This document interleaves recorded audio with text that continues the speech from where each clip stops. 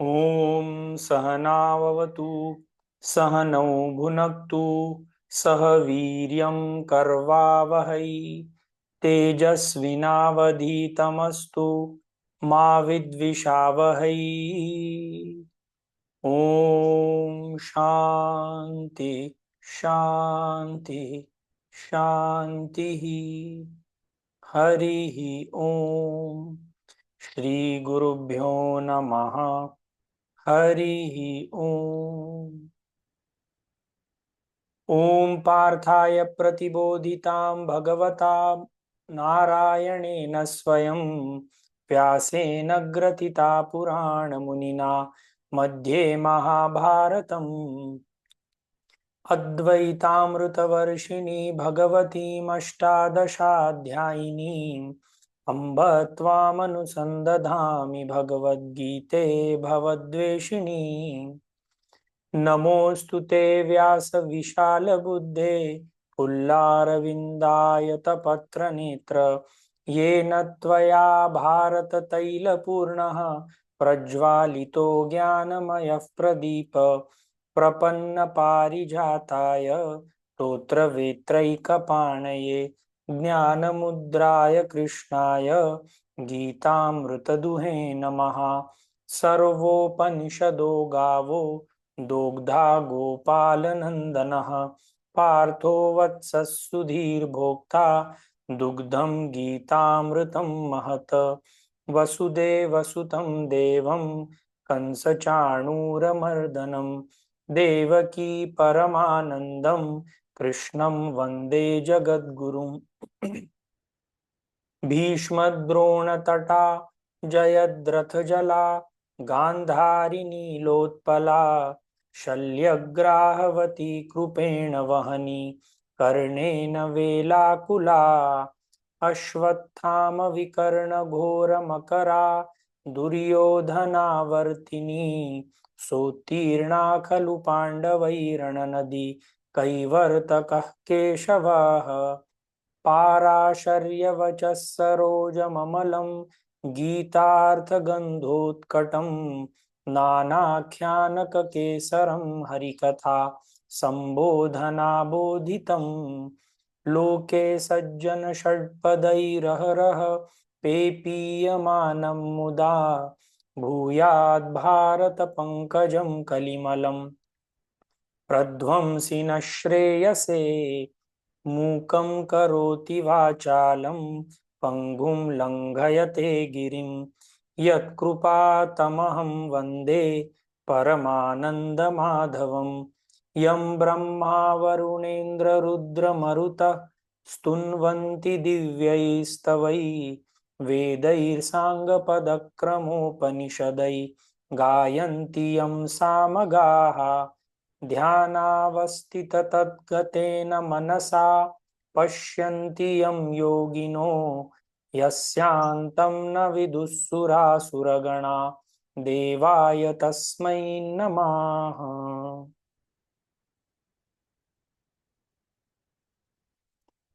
तो पिछली बार हम लोगों ने अध्याय 9 के श्लोक नंबर 3 से 6 किए थे और कुछ लोगों से मुझे ऐसा रिव्यू मिला था कि उन लोगों को ये चीजें पूरी तरीके से समझ में नहीं आई हैं।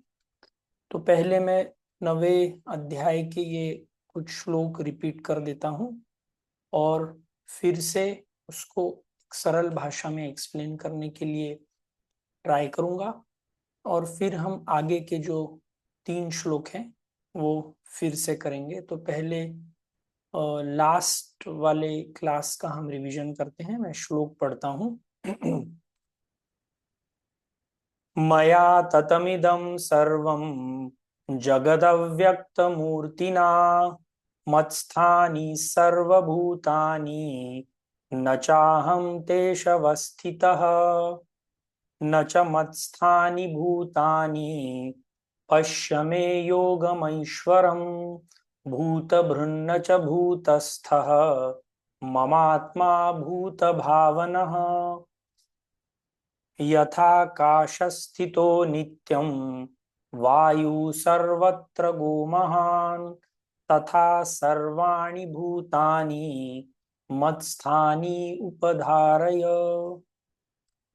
मया ततमिदं सर्वं जगद अव्यक्त मूर्तिना मत्स्थानि सर्वभूतानि न चाहम तेषवस्थितः। भगवान श्री कृष्ण बोलते हैं कि मैं सब में व्याप्त हूं और सब मुझ में व्याप्त हैं। पहले स्टेटमेंट में बोलते हैं I am in them and they are in me, मैं उनमें हूं, वो सब मुझ में है। और दूसरे स्टेटमेंट में बोलते हैं मैं उनमें नहीं हूं, वो मुझ में नहीं है। तो ये एक्सप्लेन करने के लिए हम लोगों ने पिछले बार एक सागर और एक लहर का एग्जाम्पल लिया था। और जो पहली स्टेट है जिसमें वो बोलते हैं मया ततम इदम सर्वम जगत अव्यक्त मूर्तिना, इसका मतलब अगर हम पानी के दृष्टि से देखें तो पानी, सागर में भी पानी है और लहर में भी पानी है। तो लहर को लग सकता है कि वो सागर से अलग है, पर उसका कंटेंट भी पानी है और सागर का कंटेंट भी पानी है। तो फर्स्ट स्टेटमेंट मया ततम इदम सर्वम जगत अव्यक्त मूर्तिना, भगवान श्री कृष्ण बोल रहे हैं कि वो अव्यक्त रूप में हर एक चीज में वो ही व्याप्त है। दूसरा स्टेटमेंट बोलते हैं मत्स्थानी सर्वभूतानि न चाहम तेष अवस्थितः।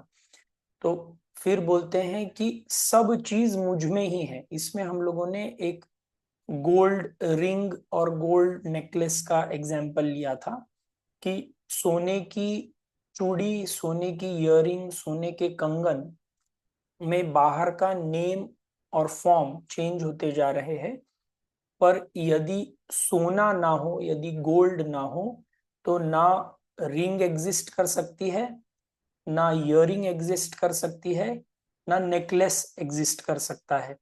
तो सोना है इसीलिए रिंग है, इसीलिए नेकलेस है, इसीलिए बाकी का कोई ऑर्नामेंट है।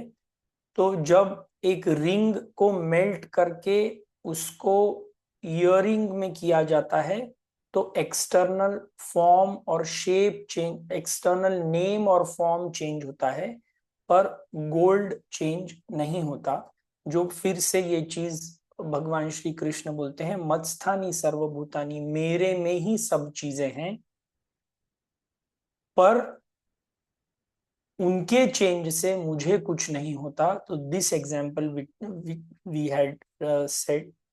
नेक्स्ट स्टेटमेंट में वो ये पूरी चीज एक हायर लेवल के कॉन्शियसनेस से बोलते हैं न च मत्स्थानी भूतानी, वो बोलते हैं मैं किसी में नहीं हूं।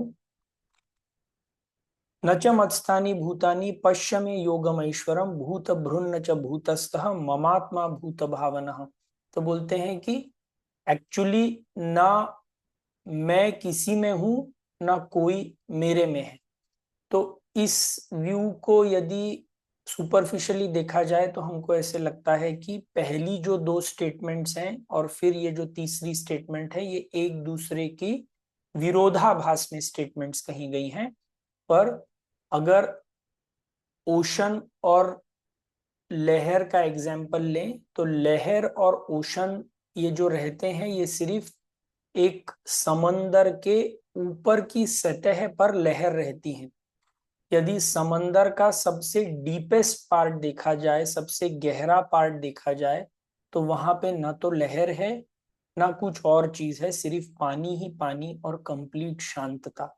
तो भगवान श्री कृष्ण एक लेवल से बोलते हैं कि ऊपरी सतह पर अपने को लगता है कि मैं हूं, आप हैं, बाहर की कोई चीजें हैं, पर यदि हम अंदर जाकर के देखें तो सब चीजों में वही चेतना व्याप्त है, वही ईश्वर व्याप्त है। इसको हम लोगों ने मटेरियल टर्म्स में भी एक्सप्लेन करने की कोशिश की थी कि अगर कोई भी चीज को आप छोटा छोटे भाग में करते जाएं तो वो फाइनली कुछ एक एलिमेंट्स तक, आयरन, कैल्शियम, मैग्नीशियम, फास्फोरस, इन सब चीजों में आएगा। जिसमें बहुत सिमिलैरिटी रहती है, उसके अंदर यदि जाएं तो इलेक्ट्रॉन, प्रोटॉन, न्यूट्रॉन सब चीजें सेम रहती हैं। तो अगर आप इलेक्ट्रॉन, प्रोटॉन, न्यूट्रॉन इस लेवल से देखें तो ये पूरा जो विश्व है ये इलेक्ट्रॉन, प्रोटॉन, न्यूट्रॉन के अलावा कुछ है ही नहीं। बट एक लेवल से देखें तो इलेक्ट्रॉन, प्रोटॉन, न्यूट्रॉन बाकी की सब चीजों को यदि आप एक डेफिनेट शेप, डेफिनेट साइज, एक कोई स्ट्रक्चर दे देते हैं तो उसी को आप किसी को चेयर बोल देते हैं, किसी को ह्यूमन बॉडी बोल देते हैं, किसी को लैम्प बोल देते हैं। तो सिर्फ इन सब चीजों का अलग अलग मात्रा में कॉम्पोजिशन, उसका नाम और उसका जब स्ट्रक्चर चेंज हो जाता है तो एट वन लेवल बहुत सारी चीजें एक ही चीज से बनी हुई दिखती हैं, जिसको हम योग बोलते हैं। बहुत सारी चीज जब एक ही चीज से बनी होती है, जब हमको दिखता है तो वो योग है। और एक ही चीज से जब बहुत सारी चीजें दिखती हैं तो वो ऐश्वर्य है। तो भगवान श्री कृष्ण अर्जुन को बोलते हैं कि तुम ये मेरा ऐश्वर्य और मेरा योग देखो कि एक लेवल पर वही चेतना, वही परम तत्व कितनी सारी चीजों में परिवर्तित हो चुका है। और एक दूसरे लेवल पर देखो तो मेरे अलावा इस जीवन में और कुछ भी नहीं है।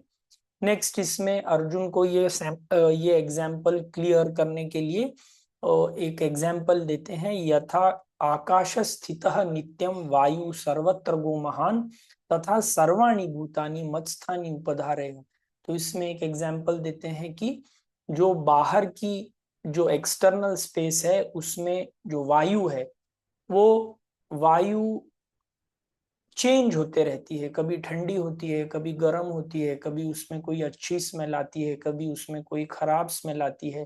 पर वायु के चेंज होने के कारण अंदर जो स्पेस है उसमें कोई भी फर्क नहीं पड़ता। तो भगवान श्री कृष्ण यही बताना चाहते हैं कि उन्हीं में लोगों का जन्म होता है, उन्हीं में लोग रहते हैं और उन्हीं में लोगों का विलय हो जाता है। पर ये सब ऊपरी सतह पर चेंजेस होते हुए भी उस चेतना में, उस परम तत्व में कोई भी बदलाव नहीं होता।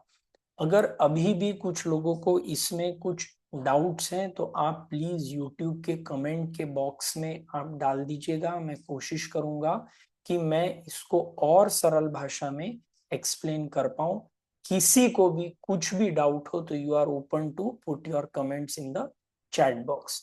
तो अब हम आज के जो नेक्स्ट श्लोक हैं, ये अगेन मुझे लगभग हर एक भगवत गीता का श्लोक बहुत इंटरेस्टिंग लगता है। तो अब हम एक नेक्स्ट भाग के ऊपर जाते हैं। जब इतना सब भगवान श्री कृष्ण बोल रहे हैं कि मेरे I am in them, they are not in me, और अर्जुन को ये एग्जाम्पल दे रहे हैं कि आकाश में वायु है और वायु चेंज होने से आकाश में कोई चेंज नहीं होता। तो अर्जुन के मन में ये फिर से ख्याल आना एक जायज डाउट है कि एक्चुअली ये सब चीजें जो क्रिएशन हो रहा है और आप बोलते हैं कि आप ही सब चीज में हैं, और एक लेवल पर बोलते हैं आप कोई चीज में नहीं है, तो मुझे कुछ समझ में नहीं आ रहा है। Can you please explain little bit further, little bit more in detail. तो ये ईश्वर और हमारे बीच में जो ये रिलेशनशिपलेस रिलेशनशिप है, जो ईश्वर और हमारे बीच का जो संबंध है, वो कैसे संबंध हमारे नॉर्मल संबंधों से अलग है। संबंध होते हुए भी ऐसे लगता है कि कोई संबंध नहीं है। इसको एक्सप्लेन करने के लिए भगवान श्री कृष्ण आगे की कुछ लाइंस अर्जुन को बोलते हैं। तो आज आगे देखते हैं। तो बोलते हैं, सर्वभूतानि कौन्तेय प्रकृतिं यान्ति मामिकाम् कल्पक्षये पुनस्स्थानि कल्पादौ विसृजाम्यहम्। सर्वभूतानि कौन्तेय प्रकृति यान्ति मामिकाम् कल्पक्षये पुनस्तानि कल्पादौ विसृजाम्यहम्। तो इसमें भगवान श्री कृष्ण क्रिएशन, डिसोल्यूशन एक हायर लेवल के ऊपर कैसे होता है वो बताना चाहते हैं। ये एक्सप्लेन करने के पहले मैं आपको जो डिस्ट्रक्शन होता है, वो 4 प्रकार का डिस्ट्रक्शन होता है। फर्स्ट टाइप का डिस्ट्रक्शन जो हर दिन होता है, उस डिस्ट्रक्शन को हम संस्कृत में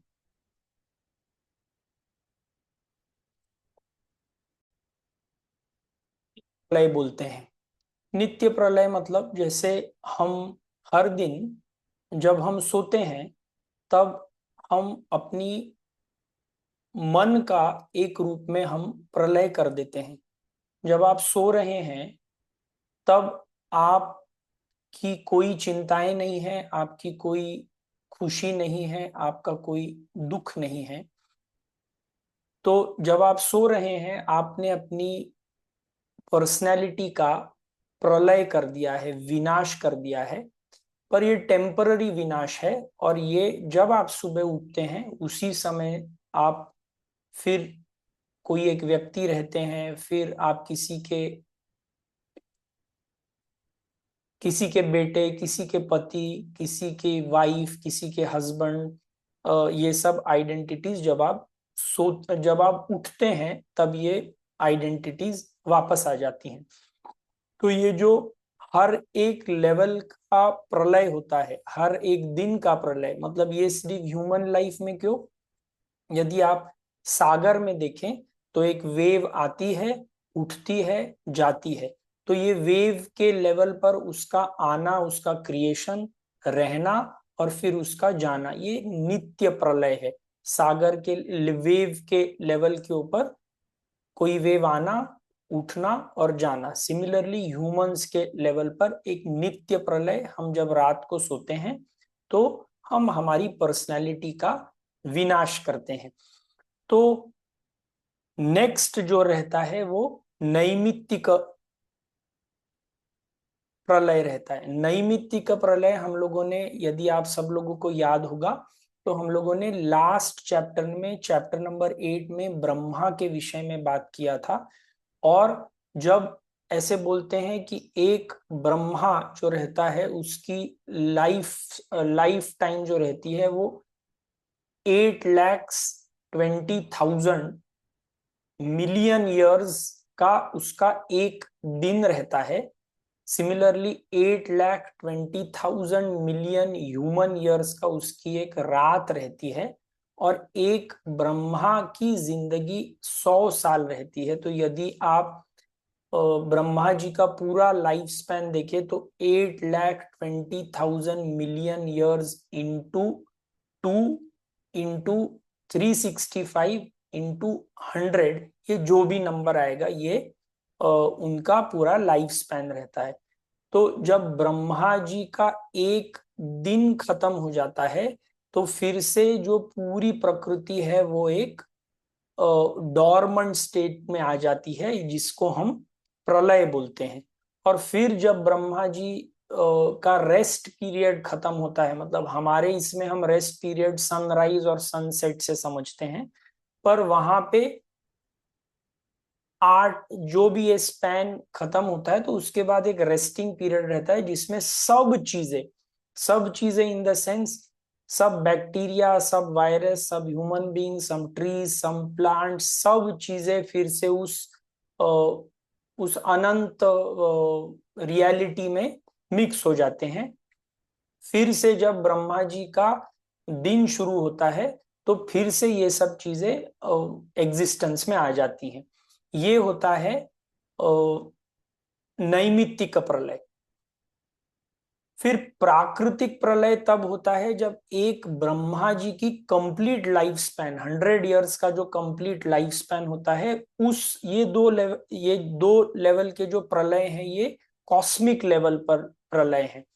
जो जब एक ब्रह्मा का 100 ईयर्स खत्म हो जाता है तब सृष्टि फिर से, जब तक दूसरा ब्रह्मा नहीं आ जाता तब तक वो फिर से एक डॉर्मेंट स्टेट में चली जाती है। और फोर्थ जो प्रलय रहता है उसको आत्यांतिक प्रलय बोलते हैं। जो प्रलय आप जिस दिन अपना ट्रू स्टेट पहचान लेते हैं, when you realise that your true state is not this human body, you are the highest reality. तो ये जो प्रलय रहता है ये हमारे पर्सनल लेवल पर होता है। तो दो प्रलय हमने बोले जो हमारे ह्यूमन लेवल पर होते हैं, एक जो आत्यांतिक प्रलय और एक जो हर दिन प्रलय होता है। और दो लेवल प्रलय के कॉस्मिक लेवल पर, जब ब्रह्मा जी का एक दिन खत्म होता है तब एक प्रलय होता है, और जब एक ब्रह्मा जी की पूरी लाइफ खत्म हो जाती है then there is something called as a महाप्रलय। ओके, तो अब इसी चीज को लेकर के भगवान श्री कृष्ण इसमें बोलते हैं सर्वभूतानि कौन्तेय प्रकृतिम यान्ति मामिकाम, कि सब जो चीजें इस जग में व्याप्त हैं वो मेरी ही प्रकृति से they take birth and they come back to my prakriti again. कल्पक्षये पुनस्थानी कल्पादो विसृजामि, हम जो अभी हमने बोला कल्प मतलब एक पीरियड, वो ब्रह्मा जी का जो भी एक पीरियड रहता है तब तक ये सब चीजें रहती हैं। जब उनका रेस्टिंग टाइम रहता है तो again these things come back to their dormant state. When again Brahma ji wakes up then this all these things happen. तो इन जनरल भगवान श्री कृष्ण इस नेचर में आना, रहना और जाना ये बताना चाह रहे हैं। और ये क्यों बताना चाह रहे हैं? क्योंकि अगेन यदि आपको याद है कि अर्जुन एक युद्ध क्षेत्र में है, उसको अभी भी चिंता है कि भीष्म पितामह, द्रोणाचार्य ये सब लोग अगर चले जाएंगे तो ये हरदम के लिए चले जाएंगे। तो Bhagwan Shri Krishna is just trying to give him another view point कि ये सब लोगों का आना, सब लोगों का जाना और सब लोगों का रहना, this is a cycle which keeps on going on. तुम भी आए हो, मैं भी आया हूं, बाकी सब लोग भी आए हैं, ये आएंगे और ये जाएंगे। तो डोंट वरी एंड फाइट। तो जैसे ही ये स्टेटमेंट बोला जाता है कि सर्वभूतानि कौन्तेय प्रकृतिम यान्ति मामिकाम कल्पक्षये पुनस्थानी कल्पादो विसृजाम्यहम्, कि सब लोग आ रहे हैं, सब लोग जा रहे हैं।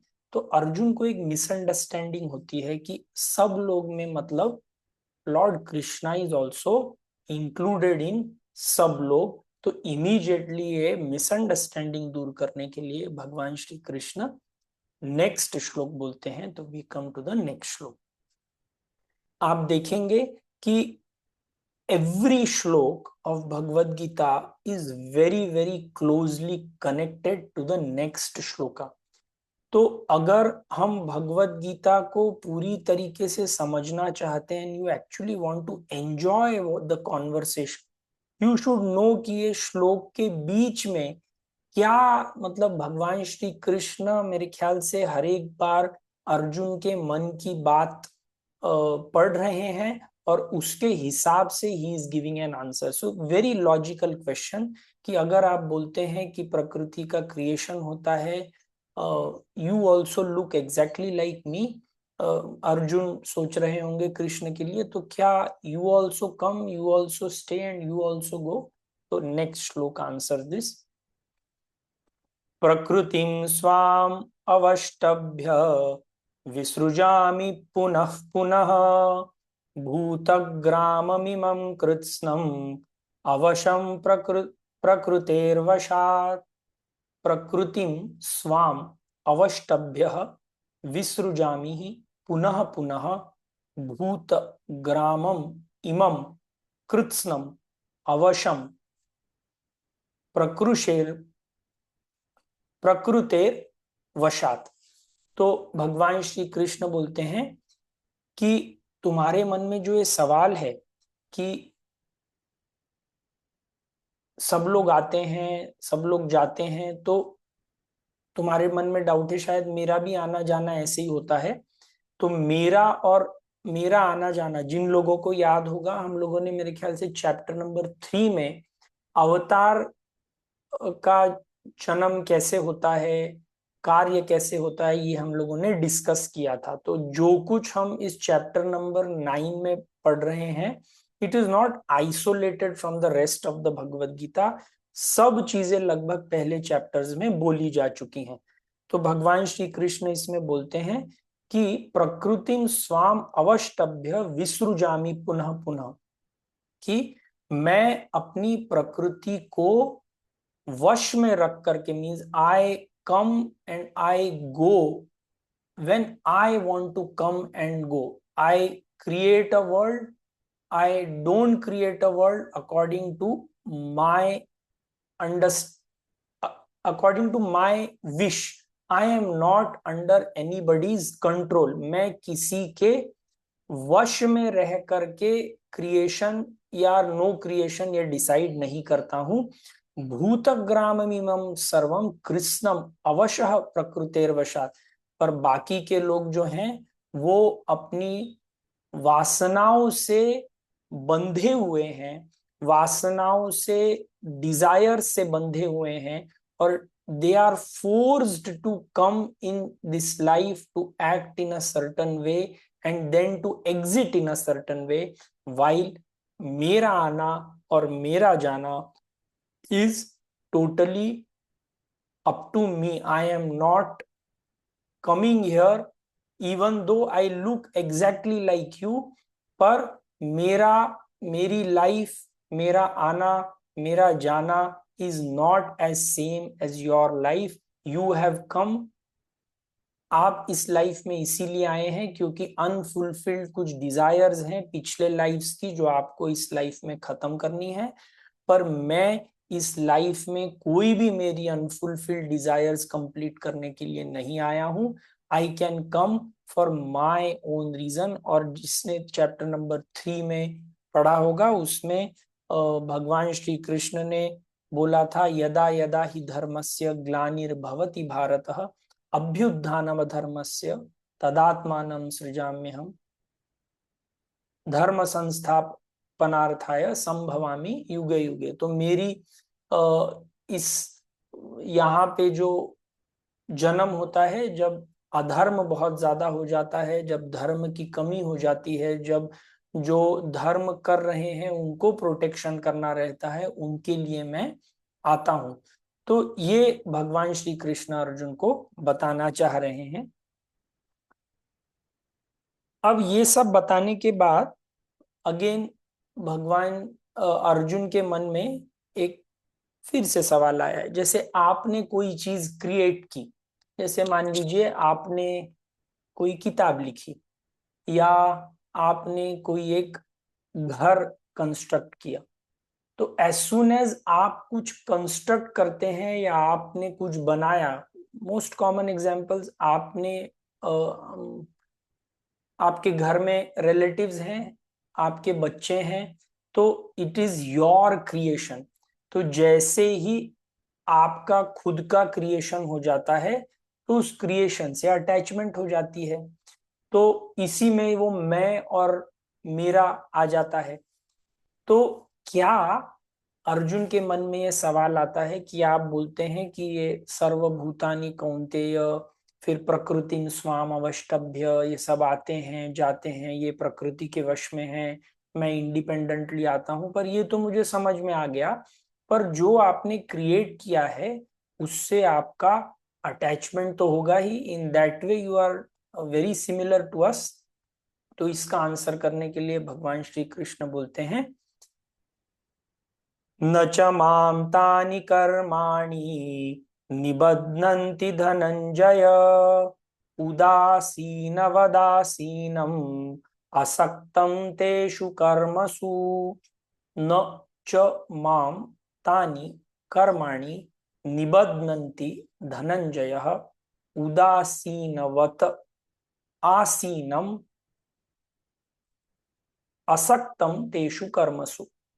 तो भगवान श्री कृष्ण इसमें अर्जुन को ये बताना चाहते हैं कि मैं जो कुछ भी करता हूं, whether I create, whether I destroy, actually I am not doing anything. It is because of me that things are happening, but I am not responsible for any good or any bad that is happening anywhere. तो ये example देकर के आपको clear करना चाहता हूं. Suppose आप एक गाड़ी ड्राइव कर रहे हैं और मे बी एक ट्रक ड्राइव कर रहे हैं, heavy truck, and you meet with an accident. आपकी गाड़ी एक एक्सीडेंट से मिलती है and probably lot of damage is done. तो आपको कोर्ट में लेकर के जाते हैं. कोर्ट में जब लेकर के जाते हैं तो जज आपसे सवाल पूछता है कि क्या आपको लगता है क्या कि आपने कुछ गलत किया है. तो आप जज से बोलते हैं कि मेरा वजन तो 50-55 kg है, ये ट्रक जो है ये तो 10 टन का है. क्या आपको लगता है कि मैं इस 10 टन के ट्रक को कहीं पे जाकर के भेड़ सकता हूँ, कहीं पे एक्सीडेंट कर सकता हूँ? मैं तो नहीं कर सकता. ये पूरा एक्सीडेंट जो हुआ है ये पेट्रोल के कारण है, वो डीजल जो अंदर डाला था उसके कारण हुआ है. तो जेल मुझे नहीं होनी चाहिए, जेल डीजल को होनी चाहिए. इज दिस एक्सप्लेनेशन, आपको ये एक्सप्लेनेशन ठीक लगता है क्या? एक लेवल पर देखा जाए तो ट्रक विदाउट डीजल चल नहीं सकता. ओके. और जब ट्रक विदाउट डीजल चल नहीं सकता तो ऑब्वियसली उसका एक्सीडेंट भी किसी के साथ हो नहीं सकता. पर ट्रक में डीजल डालने के बाद वो ट्रक चलाना कैसा है, ये डीजल की कोई जिम्मेदारी नहीं है. आप वो ट्रक लेकर के या आप वो एक रेसिंग कार लेकर के you can come first in a racing event, या आप उस ट्रक को लेकर के किसी खाई में अगर गिरा दो, तो इन दोनों केसेस में जब आप कोई रेस जीतते हैं तो आपको डीजल को मेडल नहीं दिया जाता, और जब खाई में गिर जाता है ट्रक तो डीजल को सजा नहीं मिलती. सिमिलरली एक दूसरा एग्जाम्पल, सूरज जब आता है तो सूरज के प्रेजेंस में फूल खिलते हैं, सूरज के प्रेजेंस में कपड़े सूखते हैं, सूरज के प्रेजेंस में एक बीज जो है वो प्लांट में चेंज होता है, सूरज के ही प्रेजेंस में कहीं पे बहुत बड़ी आग लग जाती है.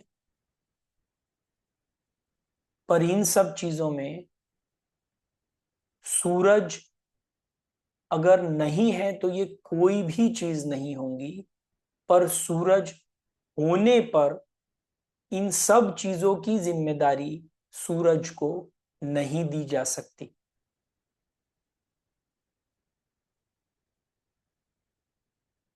सूरज का जिस किसान ने अच्छी तरह प्रयोग किया उससे उसने अच्छी फसल उगाई. जिस व्यक्ति ने सूरज होने का सही प्रयोग नहीं किया उसने अपने खेत में कुछ नहीं किया. किसी ने उस सूरज को मैग्नीफाइंग ग्लास लेकर के किसी एक पेपर पे आग लगाई तो उसमें भी सूरज की रिस्पॉन्सिबिलिटी नहीं है. सूरज है, आप उसका कैसा प्रयोग करते हैं इससे सूरज को कोई भी फर्क नहीं पड़ता. सूरज आपको ना तो सपोर्ट कर रहा है, ना तो आपका विरोध कर रहा है. सूरज है, उसके प्रेजेंस में ये सब कार्य होते जा रहे हैं. वो नहीं होगा तो कोई कार्य नहीं होगा. तो सिमिलरली जब ये सवाल उठता है कि अर्जुन को ऐसे लगता है कि ईश्वर के क्रिएशन के कारण ईश्वर को हर एक चीज से अटैच होगा, Ishwar is, Bhagwan Krishna is also one of us, then Bhagwan Shri Krishna again tries to say कि मेरी रिलेशनशिप इस पूरे जगत के साथ एक रिलेशनशिप लेस रिलेशनशिप है। मेरे होने के कारण बहुत सारी चीजें हो रही हैं, पर इन सब चीजों के होने के लिए मैं जिम्मेदार नहीं ठहराया जा सकता। जो नेक्स्ट लाइन में आते हैं, उदासीन अवदासीन, मैं उदासीन, I am not, I am in a way disinterested, मुझे ये सब चीजें हो रही हैं। और पहले लाइन में बोलते हैं नमा न च माम तानि कर्माणि निबध्नन्ति धनंजय, हम जो भी कोई कार्य करते हैं तो हम उस कार्य के बंधन में आ जाते हैं। हम ये कार्य मैंने किया, ये इसका क्रेडिट मुझे जाना चाहिए, तो इसको ये जो कर्म है ये आपको बांध लेता है। ईश्वर के कार्य में और हमारे कार्य में यही फर्क है कि ईश्वर के कारण इतना कार्य होता है, but he takes no credit for that. हमारे कार्य में छोटा सा कार्य होता है तो we try to take all the credit to our self. तो ये श्लोक हमारे लिए एक कंटिन्यूअस साधना भी हो सकती है। This is one way that we can refine our self in our daily activities. आपने कई बार देखा होगा कि मान लीजिए आपके घर में कोई एक खाना बनाने के लिए कोई आता है और कोई गेस्ट आ रहे हैं। अगर वो गेस्ट आएंगे और मान लीजिए खाना बहुत अच्छा बना है और गेस्ट को तो पता नहीं कि आपके घर में कोई खाना बनाता है, और अगर गेस्ट ने आपको बोला कि ये खाना बहुत अच्छा बना है, तो हो सकता है आप बोले हाँ ये तो मैंने ही बनाया है, although you know that you have not made it, but credit लेने के लिए हम आगे हो जाते हैं। अगर सेम इसमें अगर कोई बोले कि ये खाना तो बहुत खराब बना है, तो इमीडिएटली यू विल से कि वो तो खाना बनाने के लिए कोई आता है, उसको आई हैड टोल्ड कि नमक कम डालना, पर उसने नमक ज्यादा डाल दिया। So as soon as the blame comes, you are trying to shift the blame to someone else. As soon as the credit comes, you are trying to take the credit all for your self. तो भगवान के कार्य में न च माम तानि कर्माणि निबध्नन्ति धनंजय उदासीन वदासीन असक्तम तेषु कर्मसु। मेरे कारण इतने सारे कार्य होते जा रहे हैं, लोग आते हैं, लोग रहते हैं, लोग जाते हैं, empires come, governments come, government stay, governments fall, but I am in no way involve in any of the activities. सब चीजें मेरे कारण होती जा रही हैं, पर मेरा इससे कोई भी लेना देना नहीं। एक लास्ट एग्जाम्पल फिर से to explain this same concept. Electricity आती है, वो बल्ब में जाती है तो लाइट देती है, एयर कंडीशनर में जाती है तो ठंडा करती है, रूम हीटर में जाती है तो गर्म करती है। इलेक्ट्रिसिटी है, इसीलिए ये सब चीजें हो रही हैं। अगर इलेक्ट्रिसिटी नहीं हो तो ना लाइट चलेगी, ना एयर कंडीशनर चलेगा, ना रूम हीटर चलेगा। पर यदि एयर कंडीशनर चलाने से आपका रूम बहुत कंफर्टेबल हो जाता है, तो आप इलेक्ट्रिसिटी को धन्यवाद नहीं करते, आपने जिस व्यक्ति ने वो एयर कंडीशनर लगाया है उसको धन्यवाद करते हो। सिमिलरली इलेक्ट्रिसिटी जाने के कारण अगर कहीं पे शॉर्ट सर्किट हो जाता है, तो you don't say that it was because of the electricity that short circuit happened. You will say कि जिस व्यक्ति ने इलेक्ट्रिकल कनेक्शन किया उसके कारण ये प्रॉब्लम हुआ. तो this is the same relationship आप नेचर में यदि देखेंगे तो the river is always giving. नदी हरदम पानी देते जा रही है. नदी के होने के कारण उसमें मछली है, उसमें लाइफ है, उसमें बाकी की सब चीजें हैं. But the river does not take credit for doing all these things. ये उसका नेचर है. सिमिलरली ईश्वर के कारण सब चीजें हो रही हैं और वो नहीं है तो कुछ भी नहीं होगा. बट सरप्राइजिंग बात है कि इतना सब होने के बाद भी there is no credit being taken, there is no discredit that is being given. तो हमारे हर एक कार्य में हम कैसे अपना कार्य का लेवल एक एक स्तर बढ़ा सकते हैं, ये सब श्लोक और ऐसे श्लोक हैं जिसके ऊपर आप सदैव चिंतन और मनन कर सकते हैं. चलते फिरते भी अगर आपके मन में सिर्फ ये एक ख्याल पिछले श्लोकों से आ जाए कि I am in them, they are not in me, मेरे इस चेतना के कारण सब चीजें हो रही हैं. पर अगर कोई चीज बराबर से नहीं होती तो चेतना की जिम्मेदारी नहीं है. It is the responsibility of the mind, it is the responsibility of the body. The relationship is totally a relationless relationship. तो मेरे ख्याल से आज ये हम श्लोक नंबर, ये 3 श्लोक खत्म करके नेक्स्ट टाइम फिर से आगे शुरू करेंगे. हालांकि अगला श्लोक भी इससे कुछ रिलेटेड है but I think it's almost time, तो we will finish.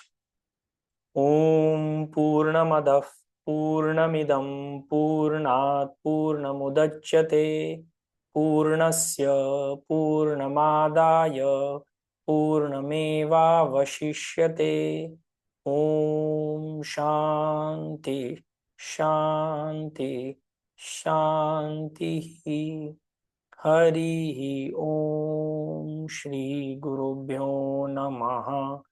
Hari Om.